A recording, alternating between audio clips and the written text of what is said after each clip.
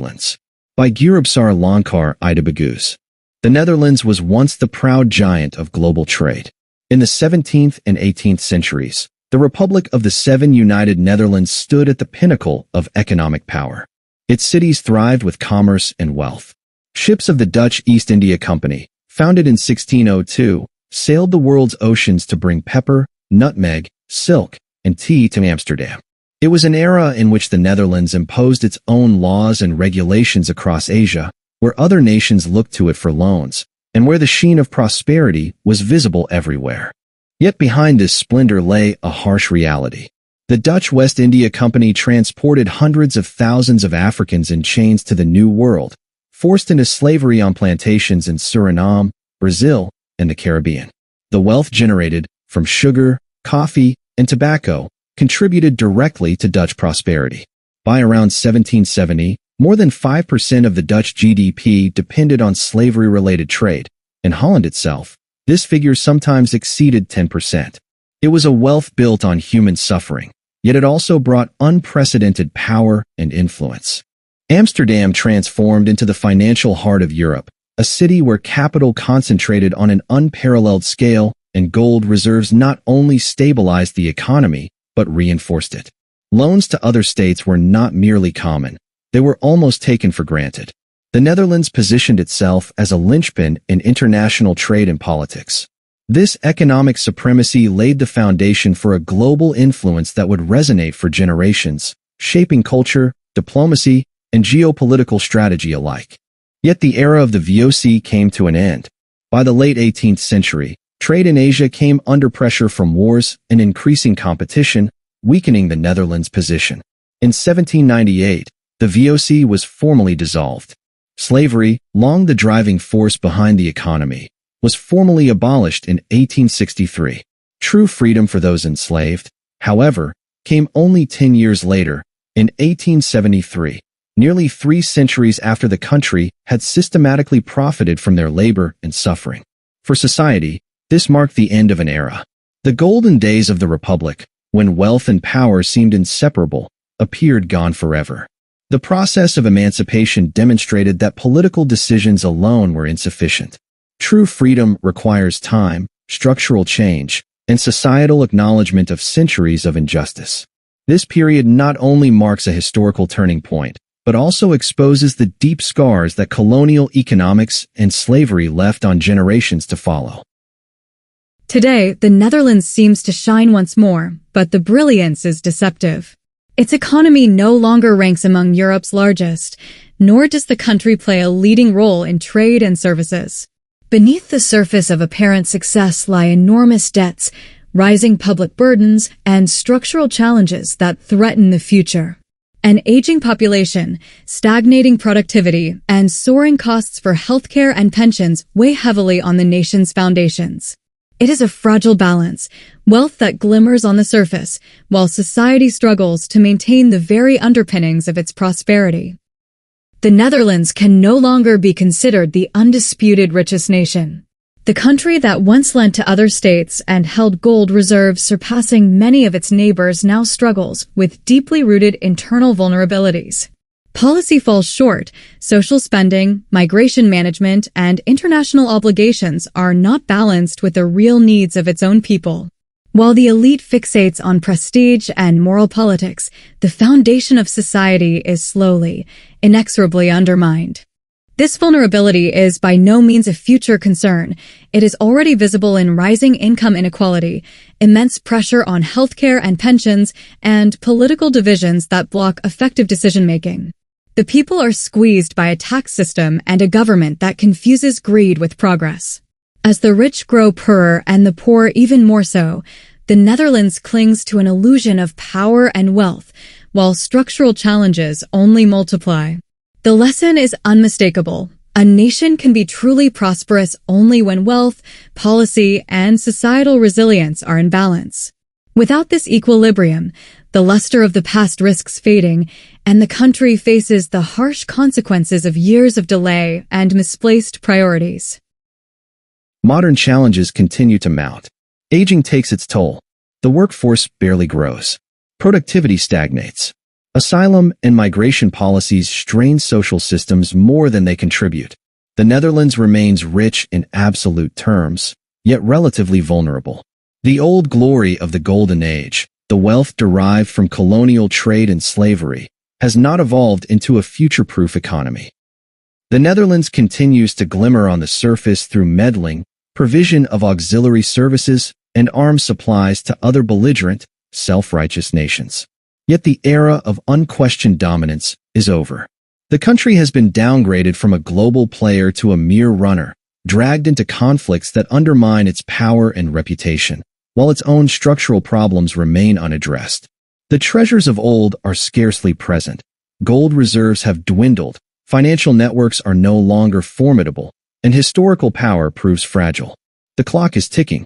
Without vision, without the courage to address deeply rooted internal problems, and without regard for its own people, the Netherlands stands at a critical juncture.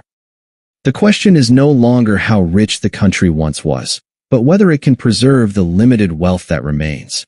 Its long-term survival depends on choices made today, decisions that either restore balance between international ambition and national responsibility or further destabilize its fragile foundations. The Netherlands stands at a point where the past offers no guarantees. Only decisiveness, realism, and an honest recognition of its own vulnerabilities can secure the future. The story of the Netherlands is one of immense heights and deep risks.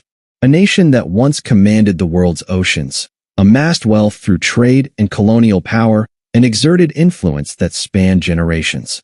Yet that same history leaves a legacy of inequality, exploitation, and unfulfilled responsibility. The glory of the past can no longer conceal that its foundations now falter.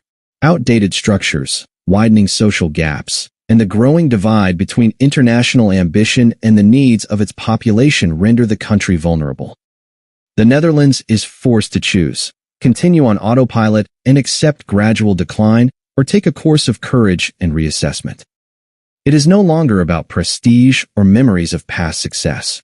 It is about the capacity to build true resilience, to balance policy, economy, and society, before the accumulation of historical and modern errors becomes irreparable. The Netherlands is a country that once held great power and wealth yet now bears the burdens of its past. It is a nation where policymakers believe generosity abroad can atone for history. This is a fallacy. True stability and a future-proof society do not come from excusing mistakes or political symbolism, but from wisdom, decisive action, and responsibility.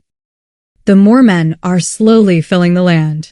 They are an inevitable consequence of policies that refuse to confront the past and a society that loses itself in illusions of its own grandeur and international generosity. The Netherlands stands at a crossroads of profound demographic and cultural change, and the truth is harsh. The country can endure only by rebuilding its foundations, stone by stone, with resilience above prestige and responsibility above appearances. Yet the Netherlands sees itself as a respected player on the world stage, a valued partner in international affairs. Behind this facade, however, lies naivety, a short-sightedness that renders the nation vulnerable. The prestige it pursues, the power it claims to wield, is nothing more than a thin veneer, ready to crack at any moment. While the country congratulates itself on influence and status, the very states it supports quietly mock its illusion and its blindness to its own weakness. But the true unmasking does not take place in diplomatic halls. It unfolds in the financial heart of the nation, in the power of its banks. Dutch banks have evolved into institutions that appear increasingly less devoted to serving the public and increasingly more beholden to their own systemic logic. The money of citizens, earned through labor, entrepreneurship, and sacrifice, is deployed without direct consent into complex investment structures over which the account holder exercises no real control. Transparency has given way to technocratic distance. Ownership feels conditional. Should one seek to withdraw a substantial sum from one's own account, one is met with questions, forms, and demands for justification. One must appear in person, explain, motivate the intended use of the funds, as though requesting permission to dispose of one's own property. The bank is overseer. the citizen as potential suspect. Under the banner of anti-money laundering and financial security, a culture of systematic control has emerged. Of course, a modern economy requires oversight, but oversight without mutual trust degenerates into management. When every atypical transaction is treated as potential abuse, the foundation shifts from trust to suspicion. The irony becomes all the more striking when one recalls recent history. The very financial institutions that today enforce strict rules upon their clients were themselves once entangled in reckless risk strategies, unsound investments, and grave managerial failures. The financial crisis of 2008 revealed just how fragile their own foundations were. Some institutions teetered on the brink of collapse and survived only through massive government intervention, funded by the taxpayer. Institutions previously criticized for inadequate supervision, hazardous conduct, or involvement in dubious financial flows were not permanently punished by the market. They were rescued, revived, reconstructed with public money. The state, partly complicit in a culture of deregulation and financial expansionism, stepped in as savior, yet without a full moral reckoning of the system itself. Herein lies the core of the polemic. Who supervises the supervisor? Who demands accountability from institutions sustained by collective resources? When banks fail, they are rescued. When citizens deviate, they are scrutinized. This asymmetry of power undermines the moral equilibrium of society. What was once practiced in colonial times as a system of supervision and control over distant territories now returns in modernized form within national borders. Where trade routes and bodies were once regulated from a centralized seat of authority, financial transactions of the domestic population are now subjected to an intricate network of monitoring and compulsory explanation. The direction of control has shifted, not outward, but inward. And therein lies the danger. For when financial institutions derive their legitimacy no longer from trust, but from regulation and sanctioning power, their position begins to erode. Trust is the true capital of a bank. Without trust, only power remains, and power without trust is inherently unstable. If this development continues, it may well mark the beginning of the end of the traditional dominance of Dutch banking, not through external competition alone, but through an internal erosion of legitimacy. Citizens who feel disrespected will seek alternatives. Capital seeks freedom. And thus the lesson returns to its origin. Power without moral foundation is fragile. Wealth without trust is temporary. Control without reciprocity ultimately sows the seeds of its own undoing. The conclusion is unmistakable.